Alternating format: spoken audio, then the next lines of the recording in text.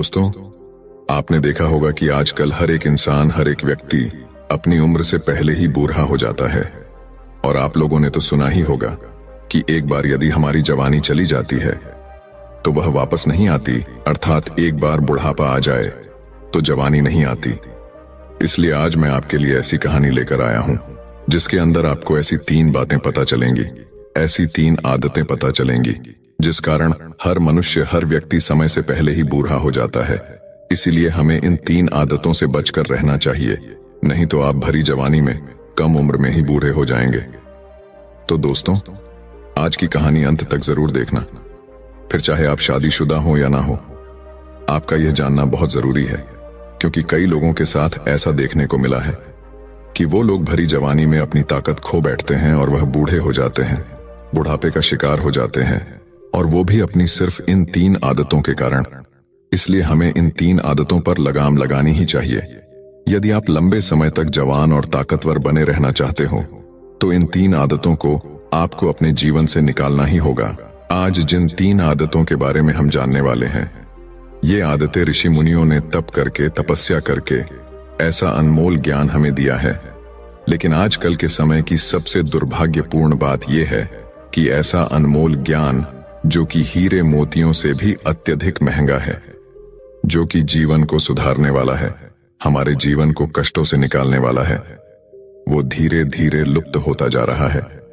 दोस्तों, चलिए जानते हैं कि वह कौन सी 3 आदतें हैं जिनसे हमें बचकर रहने की आवश्यकता है।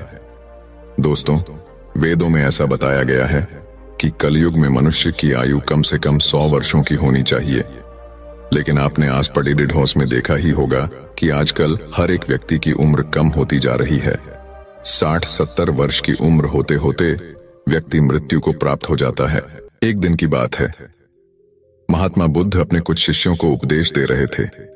वह कह रहे थे कि किस तरह मनुष्य की कुछ आदत उनके ही विनाश का कारण बन जाती है, किस प्रकार वह समय से पहले ही बूढ़े हो जाते हैं। उनका यौवन, उनकी जवानी समय से पहले ही खत्म हो जाती है, और समय से पहले ही, अर्थात कम उम्र में ही, वो लोग मृत्यु को प्राप्त हो जाते। जब महात्मा बुद्ध अपने सभी शिष्यों को यह उपदेश दे रहे थे, तभी उनमें से एक शिष्य महात्मा बुद्ध से कहता है, हे तथागत, वह कौन से कारण है जिसके कारण व्यक्ति समय से पहले ही बूढ़ा हो जाता है और वह मृत्यु को प्राप्त हो जाता है।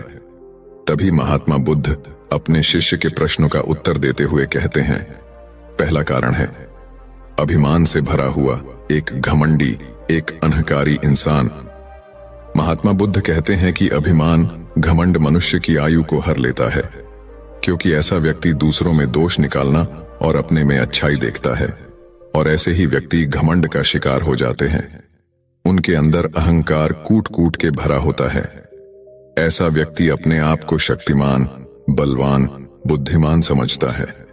उसे ऐसा लगता है कि उससे बेहतर और कोई नहीं है, और ऐसा व्यक्ति अपने आप को सर्वोपरि मानने लगता है। उसकी यही गलतफहमी, अहंकार उसकी आयु को भी कम करता है, और अभिमान के कारण मनुष्य सही राह से भटक जाता है। और ऐसे मनुष्य को भ्रष्ट होने में ज्यादा वक्त नहीं लगता। और वहीं पर जो व्यक्ति अपनी बड़ाई करता राहत है, जिसे अपनी प्रशंसा करने में मजा आता है, उसे दुनिया में कोई प्रेम नहीं करता, उसे कोई पसंद नहीं करता। आप समझ ही गए होंगे, ज्यादा बोलना भी आपकी उम्र को कम करता है, क्योंकि ज्यादा बोलने वाला व्यक्ति व्यर्थ में ही बकबक करता राहत है, व्यर्थ में ही बोलता रहता है। फिर चाहे उससे कोई बात करें या ना करें, उससे कोई राय ले या ना ले, लेकिन वह बीच में पडीडीडीएच कर जरूर कुछ ना कुछ बोलता रहता है। और व्यर्थ में बोलने वाले व्यक्ति की आयु भी छोटी हो जाती है। झूठ मूठ का हर समय बढ़ चढ़कर बोलने वाला व्यक्ति बेवजह बोल बोल कर अपनी शक्ति को, अपनी ऊर्जा को नष्ट कर देता है। जो आत्मा की शक्ति होती है, उस शक्ति को धीरे धीरे नष्ट करता चला जाता है, और यही कारण है कि उसकी आयु घटते रहती है। ऐसे व्यक्तियों की आयु और बुद्धि दोनों ही कम होने लगती है, और ऐसे ही व्यक्तियों का यौवन, अर्थात उनकी जवानी बहुत जल्दी खत्म हो जाती है। इस प्रकार ज्यादा बोलने वाले व्यक्तियों का कोई सम्मान नहीं करता, उनकी बातों पर कोई ध्यान नहीं देता, उनकी बातों को कोई गंभीरता से नहीं लेता। ऐसे व्यक्ति अपना सम्मान भी खो बैठते हैं, लोग उनसे दूर भागते हैं और उनकी बातों से चिढ़ने लगते हैं। ऐसे व्यक्तियों को अपने इस आदत से छुटकारा पाने के ध्यान का अभ्यास करना चाहिए। इससे उनको दुगना लाभ मिलेगा। आपने देखा है जिनकी उम्र बहुत लंबी है, आपने देखा होगा कई ऐसे साधु संत हैं, कई ऐसे ऋषि मुनि हैं जिनकी उम्र बहुत लंबी है, जो लोग अत्यधिक बूढ़े हो चुके हैं, लेकिन अब भी वह जीवित है क्योंकि वह बहुत कम बोलते हैं। जितना जरूरी होता है वह केवल उतना ही बोलते हैं। व्यर्थ की बातों में वो अपनी शक्ति नष्ट नहीं करते, इसलिए उनकी आयु लंबी होती है। जिस व्यक्ति में त्याग की भावना नहीं होती, उस व्यक्ति की भी आयु कम हो जाती है। जो व्यक्ति केवल सांसारिक सुखों में लिप्त रहता है, भोग विलास में लिप्त रहता है, शारीरिक सुख और काम वासना के चक्कर में रहने वाला व्यक्ति भी अपनी आयु को तेजी से कम कर लेता है, और ऐसे व्यक्ति बहुत जल्दी मृत्यु को प्राप्त हो जाते हैं। जिन व्यक्तियों के जीवन में संयम नहीं होता, वह ज्यादा दिनों तक जीवित नहीं रह पाते, और जो व्यक्ति संयम के साथ जीता है, वह अपने जीवन को सुख और शांति से जीता है, जिस कारण उसकी आयु भी लंबी होती चली जाती है। हर मनुष्य को अपने जीवन में एक बात अवश्य ध्यान में रखनी चाहिए कि वह इस संसार में किसी से कुछ लेने नहीं बल्कि कुछ देने आया है। लेकिन हम में से अधिकांश लोग तो केवल अपने बारे में ही सोचते रहते हैं। वह अपने लालच को पूरा करना चाहते हैं, अपनी इच्छाओं को पूरा करना चाहते, फिर चाहे उससे किसी को भी नुकसान हो जाए, इस बात से उन्हें कोई फर्क नहीं पड़ता। वह केवल अपने उसी इच्छा की पूर्ति के लिए उसी प्रकार काम करते रहते हैं, और ऐसे व्यक्तियों को समाज में कोई सम्मान नहीं मिलता। वहीं पर जो व्यक्ति त्याग की भावना रखते हैं, दूसरों के लिए सोचते हैं, दूसरों के लिए कर्म भी करते हैं, ऐसे व्यक्तियों को समाज में बहुत सम्मान भी मिलता है, और वो व्यक्ति अपना जीवन शांति और सुख में बिताते हैं, जिस कारण उनकी शक्ति नष्ट होती है और वह अपने आयु बढ़ा लेते हैं। और साथ ही जब ऐसे व्यक्ति को कोई जरूर पड़ती है, तो समाज भी उनका साथ देने के लिए पूरी तरह से तैयार होता है। आगे महात्मा बुद्ध कहते हैं, दूसरा कारण है क्रोध करना। क्रोध एक मनुष्य का सबसे बड़ा दुश्मन होता है। क्रोध आपसे कब और क्या करवा दें, यह आपको पता तक नहीं चलता। क्रोध में आप ऐसी गलतियां तक बैठते हैं जिसका आपको जीवन भर पछतावा होता है, और उसका दुख आपको जीवन भर भोगना ही पड़ता है। इसलिए जब भी आपको क्रोध आए, तो आपको अपने ऊपर ध्यान देना चाहिए, अपने ऊपर नियंत्रण रखना चाहिए कि कहीं आपसे कोई बड़ी गलती ना हो जाए, कहीं कोई भूल ना हो जाए, आप किसी को कुछ ऐसे अपशब्द ना कह दें जिससे आपको अपने जीवन भर पछतावा हो। अब आप में से कई लोगों के मन में यह प्रश्न उठ रहा होगा कि क्रोध आते वक्त हम अपने आप पर काबू नहीं कर पाते, और ऐसे समय पर हम अपने आप पर काबू कैसे कर सकते हैं? तो इसका एक बड़ा ही सीधा और सरल जवाब है, ध्यान। यदि आप प्रतिदिन ध्यान करते हैं, तो आप अपने मन पर, अपने मस्तिष्क पर अपना पूरा नियंत्रण पा सकते हैं, जिसके लिए आपको अभ्यास की आवश्यकता है। तभी आप क्रोध आते वक्त अपने आप को देख पाएंगे, समझ पाएंगे और अपने आप पर नियंत्रण पा सकेंगे। जब भी किसी व्यक्ति को क्रोध आता है, तो ऐसे समय पर वे लोग ऐसे गलत फैसला ले लेते हैं जिससे उन्हें जीवन भर पछताना पड़ता है, और बात बात पर क्रोधित होने वाला व्यक्ति अपनी आयु कम कर लेता है। और ऐसे व्यक्ति न केवल अपना नुकसान करते हैं, बल्कि अपने आसपास अपने परिवार वाले, अपने मित्रों तक का भी नुकसान कर बैठते हैं। महात्मा बुद्ध कहते हैं, जो व्यक्ति क्रोध पर काबू पा सकता है, जिसने इस पर पूरी तरह से नियंत्रण पा लिया है, वही असली योगी है। क्रोध को नर्क का द्वार भी बताया गया है। कोई व्यक्ति या कोई मनुष्य चाहे कितना भी अच्छा कर्म क्यों ना करता हो, चाहे वो कितना भी पुण्य का कम क्यों ना करता हो, लेकिन यदि वो बात बात पर क्रोधित होता है, तो वह अपने पूरे जीवन को नष्ट कर लेता है। अपने साथ वो अपने घर वालों का जीवन भी पूरी तरह से बर्बाद कर देता है, और ऐसा जीवन नर्क से बदतर होता है। एक स्वार्थी व्यक्ति समाज में कलंकित होता है। एक स्वार्थी मनुष्य अपने स्वार्थ को सिद्ध करने के लिए किसी भी हद तक गिर सकता है, और ऐसे स्वार्थी व्यक्तियों में किसी भी प्रकार की लाज शर्म नहीं होती।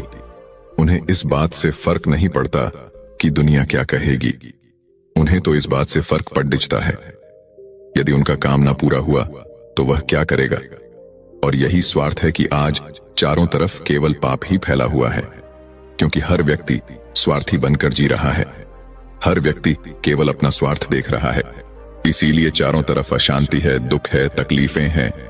सोने के लिए लोगों के पास अच्छा घर है, आरामदायक बिस्तर है, लेकिन फिर भी उन्हें चैन की नींद नहीं आती। एक बात हमेशा ध्यान रखिए, दूसरों से जलने वाला, दूसरों से ईर्ष्या करने वाला, दूसरों की तरक्की को देखकर दुखी होने वाला, अंदर ही अंदर अपनी आत्मा की इस शक्ति को नष्ट करता चला जाता है, जिस कारण उसकी आयु कम होने लगती है। ऐसे व्यक्ति जिनको दूसरों से जलन, ईर्ष्या होती है, उन्हें नकारात्मक विचार घेर लेते हैं और यही नकारात्मक ऊर्जा उसके जीवन शक्ति को धीरे धीरे दुर्बल बनाती चली जाती है और वह मनुष्य अपनी शक्ति को पहचान नहीं पाता। उस नकारात्मक ऊर्जा के सामने वह हार मान लेता है, जिसके कारण वह उसकी जीवन शक्ति को कम करने लगती है। धीरे धीरे उसकी आयु कम हो जाती है और ऐसे व्यक्ति भी जल्दी ही मृत्यु को प्राप्त हो जाते हैं। इसलिए किसी भी व्यक्ति को स्वार्थी नहीं होना चाहिए। स्वार्थ की भावना को हमें जितनी जल्दी हो सके उतनी जल्दी इसका त्याग कर देना चाहिए। एक स्वार्थी व्यक्ति कभी भी किसी को भी धोखा दे सकता है। स्वार्थी व्यक्ति के ऊपर कभी कोई भरोसा नहीं करता। महात्मा बुद्ध कहते हैं, अपने सच्चे और अच्छे मित्र को धोखा देने वाला व्यक्ति नीच और अधर्मी होता है। इसीलिए हमें हमेशा खुश रहना चाहिए। हमें लोगों की भलाई देखनी चाहिए, लोगों की खुशी में खुश रहना चाहिए, क्योंकि दूसरों की खुशी से जलकर आपको कोई लाभ नहीं होगा। आपकी ईर्ष्या की भावना से ना तो उसकी खुशी छिन जाएगी और ना ही आपको वो खुशी मिल पाएगी। मनुष्य के जीवन में मित्र का बहुत महत्व होता है। एक अच्छा और एक सच्चा मित्र आपको कई प्रकार की तकलीफों से, कई प्रकार की पीड़ाओं से बाहर निकाल सकता है। जब आपके साथ कोई ना हो, जब आपका साथ कोई ना दे रहा हो, तब आपका सच्चा मित्र आपके साथ होता है और वो आपको उस दुविधा से, उस तकलीफ से, उस पीड़ा से बाहर निकालने में आपकी मदद करता है। सच्ची मित्रता में वह शक्ति होती है जिस शक्ति से आपके शत्रु भी आपसे डरते हैं। जब आप अकेलेपन में या आप कभी किसी मुसीबत में फंस जाते हैं तो मित्रता की यही शक्ति आपकी मदद करती है और आपको उस मुसीबत से बाहर निकलती है। आपका सच्चा मित्र ही आपकी मदद करता है। इसलिए एक सच्चे मित्र के साथ धोखा करना भी अधर्म है और ऐसा व्यक्ति अपनी आयु को कम कर लेता है और वह पतन की ओर आगे बढ़ता है। ऐसी कई सारी बातें हैं जो हम अपने परिजनों, अपने परिवार वालों, अपने माता पिता से नहीं कह सकते, लेकिन वह दर्द, वह पीड़ा हम अपने मित्रों से कह सकते हैं। इसलिए एक मनुष्य के जीवन में एक मित्र का बहुत महत्व होता है और अपने मित्र को कभी भी धोखा नहीं देना चाहिए, क्योंकि ऐसा करके आप अपने जीवन शक्ति को कम कर रहे हैं। इससे आपकी आयु पर फर्क पड़ेगा। इतना कहकर महात्मा बुद्ध शांत हो गए और उस शिष्य को भी अपना उत्तर मिल गया। दोस्तों, आशा करता हूं आपको यह वीडियो पसंद आया होगा। अगर आप चैनल पर नए हैं तो चैनल को सब्सक्राइब और वीडियो को लाइक जरूर कर लें। धन्यवाद।